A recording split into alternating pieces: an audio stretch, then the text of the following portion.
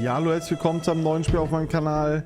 Ein Spiel, was ich auch ein bisschen supporten möchte, weil es halt mein Lieblingsgenre Point Click Adventure ist. Es geht um eine Ausgrabung in einem alten englischen Dorf. Wir sind quasi, ja, mehr oder weniger die Archäologin. Spiel ist komplett auf Englisch, aber sehr schöne Vertonung auf Englisch. Hat leider keine deutsche Übersetzung, aber ist halt britisches Englisch. Geht auf jeden Fall ganz gut. Und Link dazu haue ich euch auf jeden Fall in die Beschreibung rein, den Steam-Link.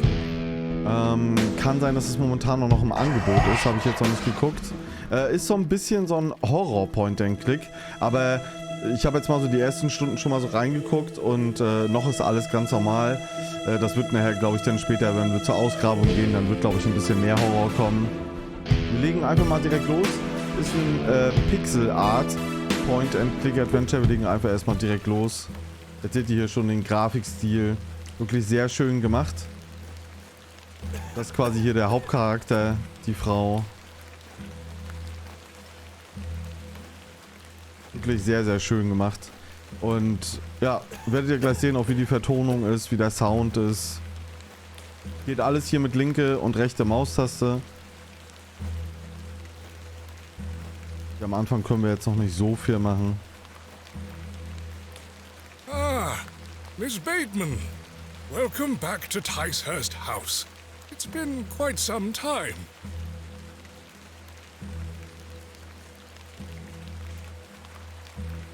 Terrible weather this evening, is it not? Nurse Blaketon has had enough of me smoking inside. Makes her cough, you see. A bit of rain won't kill me, will it? You mustn't be interested in me nattering on. Give my regards to your father.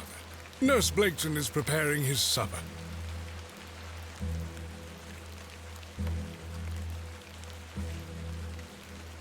You look pale, Miss Bateman. Do head inside. You'll catch your death out here. Ja, der Regen ist gerade ziemlich extrem, typisch englisches Wetter.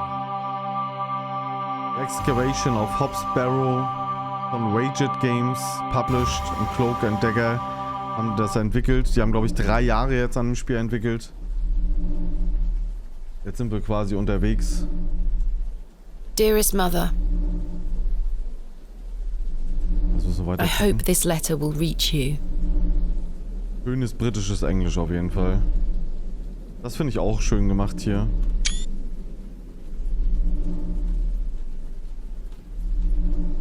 I have spent these past years in torment, trying to piece together what remains of fractured memories. What I am about to recount to you will seem beyond comprehension, but I beg for your patience.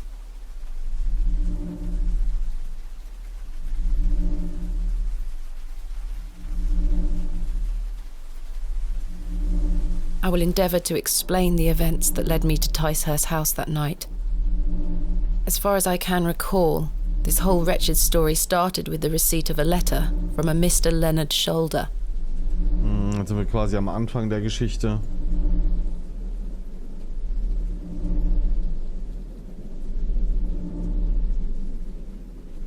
The letter brought me to the isolated village of Bewley, deep in the moors.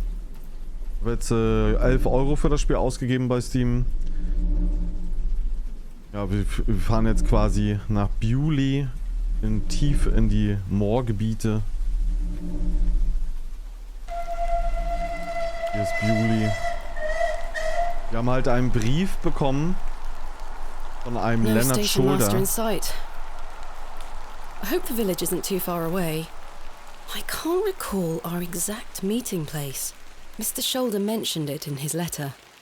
Wir sollen jetzt quasi den Brief nochmal durchlesen. Hier ist nochmal, wie das Spiel aufgebaut ist. Eigentlich ganz normal. Es gibt hier eine Map, wenn man die später hat. Wie Quick Save, Quick Load, Menü. Hier sind noch Hotspots mit Leertaste gedrückt halten und halt Links- und Rechtsklick, ne? Also das ist halt Standard so, ne? Man kann ja auch hier zum Beispiel Doppelklick, um sich zu teleportieren. Wenn man jetzt nicht so die, ja, damit man halt direkt in die Tür reinkommt. Autosave gibt's auch, man kann aber auch jederzeit speichern.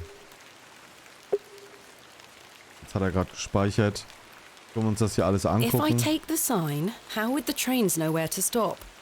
Wir sind jetzt halt an der Bahnstation. Bewley, I have great expectations for this Barrow. The post looks unattended. Hier ist die Post.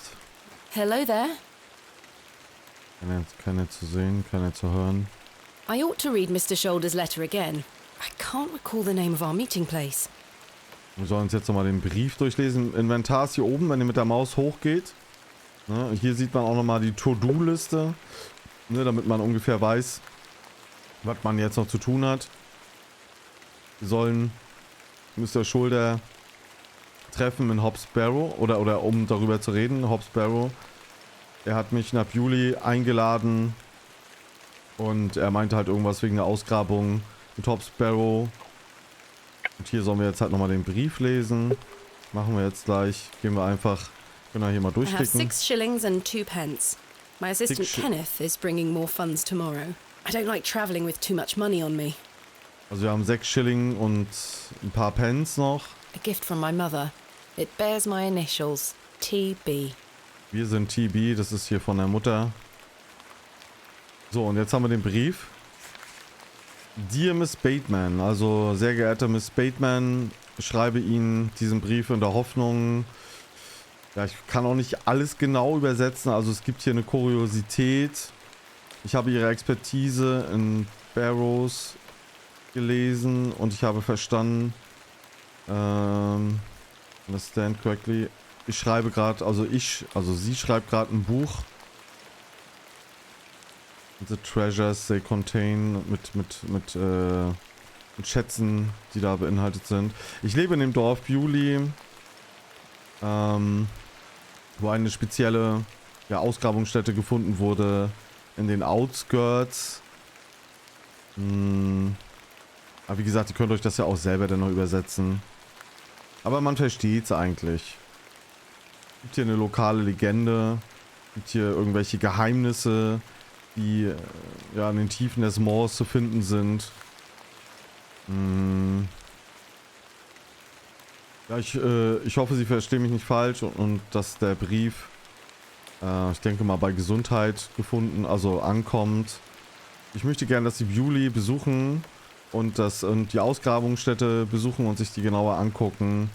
Er möchte gerne unser Guide sein, der uns da zu der Ausgrabungsstätte alles erklärt und uns dahin führt. Wir sollen hier ein Plug and Furrow Inn, das ist quasi so ein Pub oder ein Pub, wo man halt auch schlafen kann in Bewley. Da sollen wir ihn halt treffen, Mr. Leonard Shoulder. Miss Bateman, Marvelous News. 8 Uhr abends am 14. diesen Monats in dem Pub in Bewley. Der Pub hat auch schöne Räumlichkeiten, wo man halt auch übernachten kann, wenn wir uns treffen. Wird er mir mehr über die Ausgrabungsstätte erklären. Es wird halt Hob's Barrow genannt, die Ausgrabungsstätte. Es ist nicht auf sein Land. Es liegt nicht auf seinem Land. Aber wir sollten keine Probleme kriegen, eine Erlaubnis zu bekommen, um das uns näher anzugucken. Ich wünsche dir eine schöne Reise. Okay. Das war jetzt halt ein bisschen mehr Text. So, wir sollen jetzt halt hier zum Exit können wir jetzt halt zu dem Pub laufen, aber wir haben hier drüben noch eine Frau. The tracks look quite untarnished. I don't think many trains come through here. My mother always told me not to walk on railway tracks. Schönes Britisch, also das Englisch gefällt mir wirklich sehr gut. I swear she was not standing there a moment ago. Excuse me? Yes? I'm looking for the Plough and Furrow Inn. Do you know where I can find it? Ah, young lady. Leave the station and follow the dry stone wall for around half a mile. You'll come to Bewley. Go straight ahead and you'll find the market square. The inn is t'other side at square. Thank you very much. What can you tell me about Bewley? Well, it used to be a thriving village. Not so much now. I don't spend much time there these days. Are you local? Ah, yes, a local I am. But I don't live in the village. Where are you travelling to today? That would be none of your business, young lady. Sie will uns das nicht verraten. Quite. Apologies. I wish you a pleasant journey. I can't think of anything else to talk about right now. Toll. I swear she was not standing there a moment ago. Jetzt kann man sie gar nicht mehr ansprechen. Okay. I can't think of anything. Ne, dann gehen wir jetzt einfach. What brings you to Bewley? Okay. Sie fragt mich jetzt noch I was. beg your pardon? What brings you to Bewley, miss? Jetzt können wir die Wahrheit erzählen oder lügen. Das ist halt immer so eine Sache, weil die Einheimischen das vielleicht auch nicht so toll finden, wenn wir da irgendwas da bei ihrer Stätte da, bei ihrem Geheimnis da irgendwie rumstöbern, was da ist. Deswegen könnte man jetzt halt immer lügen, weil die Frau sieht auch so ein bisschen aus, weiß man nicht, ob man sie vertrauen kann, wem sie jetzt was weitererzählt. Weil wenn wir jetzt alles erzählen, was wir vorhaben, das finden die Einheimischen vielleicht nicht so gut, ne? Deswegen lüge ich sie jetzt halt an. Just a bit of sightseeing. We don't get many of your type out here. My type. City folks. Curious young ladies. Not much to be seen in Bewley, if you ask me. You're better off waiting for the next train back to the city. I'll take my chances. Also, Can't say I didn't warn you. siehst du, also da, sie warnt uns That schon, was wir odd. sollen wieder zurück zur Stadt zurückkehren. Ja, hier mit Leertaste können wir uns das nochmal anzeigen. Hier ist noch eine Tür. Haben wir die Tür schon angeklickt? Hello? A door of fine construction. Ja, und deswegen, also, ja, da haben wir schon die erste Warnung bekommen. Hier sieht man das schon mit dem Moorgebiet und sowas alles. Sehr regnerisch auf jeden Fall. Ich weiß gar nicht, kann ich nochmal zurück? Ist hier irgendwas, was man sich angucken kann? Ne, okay. Hier haben wir auch die Sounds sind sehr schön gemacht. A humble dwelling. A humble dwelling. The old woman told me to go straight ahead to get to the inn. I'll have time to explore tomorrow. Ja, wir können uns das morgen nochmal alles in Ruhe angucken. Ich mache nochmal kurz ein bisschen das leiser hier. Das ist ein bisschen.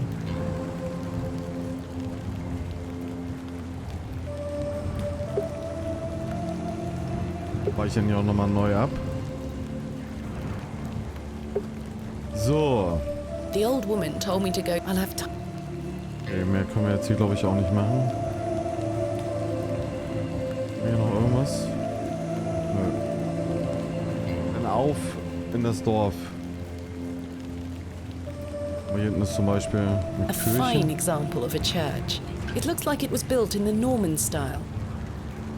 Also, es wirkt auf jeden Fall schon, sag ich mal, das Setting, dass das halt vielleicht, sag mal, Züge gab es ja so Anfang des 20. Jahrhunderts ist oder so. Perhaps this belongs to a merchant. Oder vielleicht, ja, keine Ahnung, wann das genau spielt jetzt. This appears to be the forge of a local blacksmith. Kann ich euch gerne vielleicht in der zweiten Folge nochmal genauer erzählen, wenn ich das nochmal rausgefunden habe, um welches Jahr es The hier anvil geht. looks heavy. Hier scheint... This appears to be the forge. ein Schmied. Ein Schmied ist das. The path leads back towards the railway station. Perhaps this belongs to a merchant. The bucket has seen better days. Jetzt können wir erstmal weitergehen. Ich kann noch mal kurz gucken. Das haben wir auch A alles local schon. dwelling. Was ist das hier? A local cobbler. Hoppla. Ich glaube, ein Laden oder The sowas. Ne? sign is in a shabby state, but the shop appears to be a cobbler's. Hier ist noch ein Vogel drauf. Quite an ornate construction. This was created with pride and care.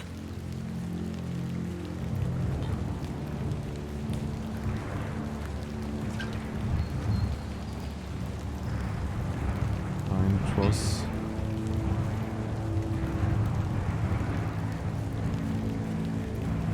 A small plaque beside the door reads Vicarage. A small plaque beside... It's the vicarage. The plough and furrow. I have a bit of time before Mr. Shoulder arrives. I should inquire about a room. Wir sollen uns jetzt hier ein Zimmer nehmen, aber hier steht schon einer, ja, ein bisschen angetrunken, schon vor dem Inn. The Plough and Furrow Inn. The inn where I am to meet Mr. Shoulder. The sign is well out of reach. The window box is well out of reach. These flowers look pretty. Someone must take good care of them. Dann reden wir hier mal mit dem Betrunkenen, wa? The man looks thoroughly inebriated.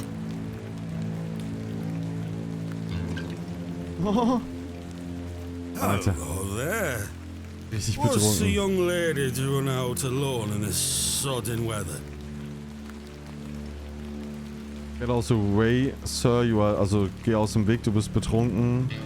Ich bin gerade hier, ich will in das Plug, in den Pub. Was machst du hier draußen bei dem Wetter? What are you doing out in this weather? Waiting for you, my dear. I doubt that. And I've waited long enough. So, give us a kiss Er now, will uns won't küssen, you? das gibt's doch nicht, ey. Oh Gott. Alter. Der hat's auch nicht mehr alle, ne? Jetzt können wir ihn eine klatschen. Vielleicht bist du verheiratet.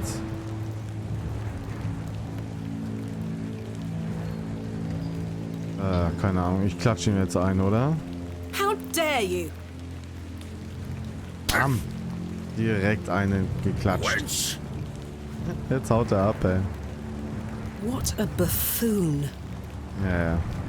Richtig nervig. So, jetzt sind wir im Pub. I should speak to the innkeeper about a room. Hier kann man jetzt wahrscheinlich ein bisschen mehr anklicken. It's a crudely painted scene that appears to be of a biblical nature. Also hier kann man jetzt, wie gesagt, A alles cold draft is in Ruhe leaking through the door. anschauen. I don't want to take the painting with me. A fine exemplar of inebriation. A decorative plate. This one depicts a cat. Eine A Katze. decorative plate depicting a serpent. Serpent, weiß ich gar nicht, ob das eine Schlange ist. Ich glaube Schlange, ne? A decorative plate. This one depicts a bull. Bulle, also quasi ein Bulle halt, eine Bullenkuh. A decorative plate depicting an eagle. Adler, A decorative plate. This one depicts a dog. ein Hund A decorative plate depicting a bear. und ein Bär. Hier eine The Glocke. last orders bell. Savior of many a life. Die letzten Bestellungen kann man, wird denn hier die Glocke läuten, dann kann jeder noch einmal bestellen. Prices are cheap here. I'm not hungry at the moment. Ja, essen kann man hier auch. Das ist halt so typisch halt in England und in Irland, dass man in den Pubs halt auch essen, trinken und halt auch schlafen kann. The innkeeper is a serious looking man. Good day, sir. Der antwortet nicht mehr. Erstmal alles andere angucken hier. This door must lead to the guest rooms. Hier wird es wahrscheinlich zu den Zimmern The raufgehen. painting depicts a rocky edged lake. A small bronze plate states the name Lake Cubilius. Cubilius. Okay. Werden wir vielleicht auch nochmal kennenlernen, den See? Könnte gut sein. Wirkt alles schon sehr düster, ne? A rather miserable looking fellow. He's playing a board game by himself. I think it's Three Men's Morris. Three Men's Morris, okay, so ein Brettspiel. Good afternoon, sir. Note for you here. I beg your pardon? I said there's note for you here, lass. Be on your way. Charming. Freundlich. A rather miserable. He's playing a. I think it. Do you know a You What's that want to be on his shoulder? careful asking too many questions round here. Be on your way. Oh, I Let's don't mean to. clean- Listen to me, will you? Be on your way. Ja, bleib auf deinem Weg, geh wieder zurück in die Stadt. Die nächste Warnung, die wir hier bekommen, ja, ging hier eine Warnung nach der nächsten, dass wir uns bitte wieder zurück in die Stadt verkrümeln sollen. A pixie-faced peasant boy, painted in a naive style. The crackling fireplace is more welcoming than the facial expressions of the locals. They are engaged in an intense discussion. Die diskutieren hier die ganze They are Zeit. engaged. A majestic animal cut down in his prime. The poor thing. Ja, so ist das mit den Trophäen, ne? This painting shows a Rubenesque figure brushing her hair.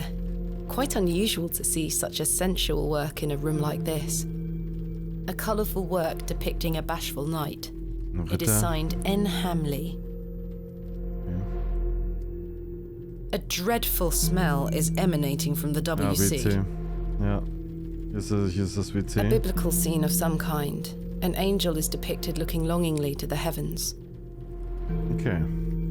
Hello, miss. What you want? I... Bugger off. Hello, sir. We are in the middle of a discussion here. Sorry to interrupt. So, die wollen alle auch nicht mit mir reden hier. Da reden wir jetzt mal mit dem Wirt, mit dem Barkeeper. Good afternoon. Good afternoon, lass. How can I help you?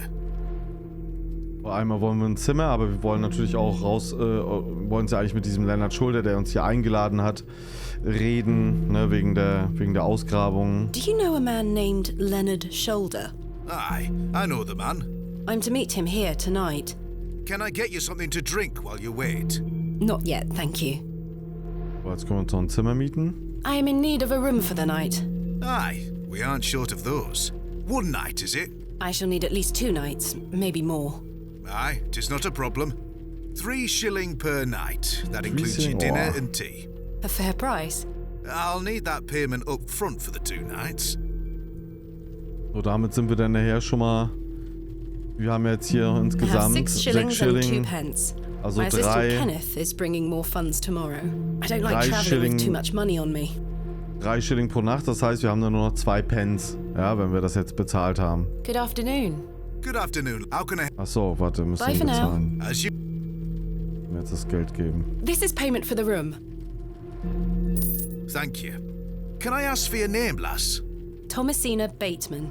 And will Mr. Bateman be staying with us tonight? No, I am not wed. Die ist nicht verheiratet. My assistant is arriving in Bewley tomorrow. Your assistant, you say? Will you be needing another room? Please. I'll keep a room spare. It's not quite as nice as yours, I'm afraid. Not a problem, sir. I'm sure it will be adequate. Kenneth is a man of inexpensive taste. Here's your key. Okay, wir haben unseren Just Schlüssel go through the bekommen. door to the right of the bar, then up the stairs. Room number 2. Thank you. Can I help you with your luggage? No, thank you, sir. I can manage. Also wir kriegen wohl I should go morgen. upstairs and freshen up before Mr. Shoulder arrives. Morgen kommt noch ein Mitarbeiter von uns vorbei, also ein Assistent, der auch noch Geld mitbringen soll. Ne, dann hätten wir wieder ein bisschen mehr Geld, I weil have jetzt only haben 2 wir pence left. noch 2 My Pence. assistant Ne? Kenneth is bringing more funds tomorrow, Genau, thankfully. unser Assistent Kenneth soll morgen kommen, der uns dann noch ein bisschen was mitbringt. Bin auf jeden Fall gespannt. So, jetzt sind wir auf dem Zimmer. Sieht da eigentlich ganz This schick shall aus. do nicely. Time to change into something more comfortable. Ich finde auch die ganze Atmosphäre hier wirklich sehr cool gemacht. Auch so die Soundeffekte, die Vertonung und alles. So, jetzt haben wir uns umgezogen. Jetzt sehen wir echt schon aus wie ein Archäologe, ne? So ein bisschen. Much better. Jetzt sehen wir schon ein bisschen... The wardrobe looks old, perhaps 100 years or more in age. A decorative plate ein depicting a Schaf. goat. Oder Goat, nee, Goat ist Ziege. Goat ist Ziege, glaube ich. A painting of surprising quality. It portrays a rocky outcrop overlooking a vast moor. Perhaps a local landmark. Ja, das kann gut sein hier, dass das Bild hier aus der Umgebung No ist. doubt the mattress is stuffed with itchy straw. A sturdy looking thing, useful to many a weary traveller. I've stored my case in there. A box within a box. Ja, wir haben unseren Koffer da reingepackt. A decrepit set of drawers. Jammed shut. The wood must have warped over the years. My evening light shall be provided by this solitary candlestick. As the only light source in the room, I ought to leave this here. Das brauchen wir halt zum Complementary Schlafen. matches. Useful. Die Kerze. Also wir scheinen ja auch keinen There's Strom only zu one haben, match ne? left, though. Also scheint schon ein bisschen wenn man hier noch keinen Strom in den Häusern hat. Also scheint schon ein bisschen älter zu sein auf jeden Fall, wo es hier spielt. Ich würde wirklich sagen, vielleicht Anfang 20. Jahrhundert. This may come in handy.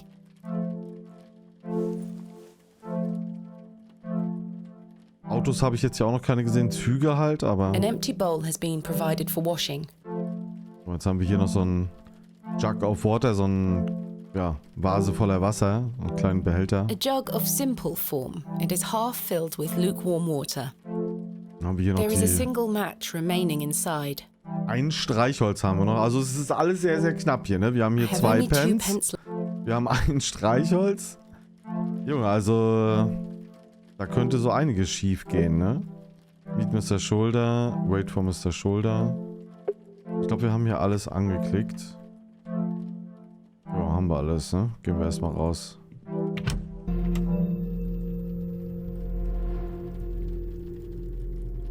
Miss Bateman, you've transformed. I feel far more comfortable in my outdoor clothing. You look like one of those explorers you see in the newspaper. I guess you could call me an explorer of sorts. I'm Stanley. Stanley Kemp. A pleasure to meet you, Stanley. And tell me, I trust your room is adequate. Most adequate. Excellent. So, jetzt fragen wir erstmal, ob er schon irgendwie da war. Ob Mr. Shoulder schon angekommen ist. Has Mr. Shoulder arrived yet? Still haven't seen head nor tail of him, Miss Bateman. Was können Sie mir bei Mr. Shoulder sagen? What can you tell me about Mr. Shoulder? Aye, he's a quiet fellow. He only comes here to check his post. Yes, I've been corresponding with him using this address. Have you now? You found yourself an admirer. Not quite. What business do you have with old Leonard then? So, jetzt können wir wieder die Wahrheit sagen oder lügen. Ist jetzt halt die Frage. Wir kennen ja den Wirt noch nicht so lange. Ja, man könnte ihm jetzt vertrauen. Ist halt die Frage so, ne? Also er scheint ja wirklich nett zu sein. Ist halt wirklich... Ich lüge jetzt einfach nochmal. Komm. We've become good friends through our correspondence.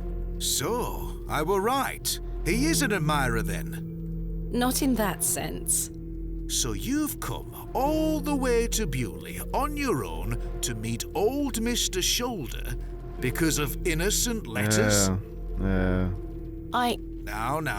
I can see a lie from a mile away. Ah, shit. You can trust me, lass. Your secrets are safe with me. I just like a chat, especially with me guests. A good, honest chat. Well, if you must know, I am what some people call a barrow digger. A what? A barrow digger. What in God's name is that? Are you familiar with tumuli? Afraid not. Barrow is another word for tumulus, or tumuli in the plural. A profoundly interesting subject. You've lost me. I excavate ancient burial sites looking for relics. A barrow is traditionally a circular mound of raised earth enclosing a burial chamber. Oh, aye? You're a grave robber. I am no such thing. Don't worry, lass. I've met all sorts in here over the years. I won't tell anyone. I assure you, my goal is more noble than petty grave robbery. What sort of relics do you find then? Gold? Silver? Bones? Well, rarely gold or silver, but treasures certainly. Ancient pottery is the most common find.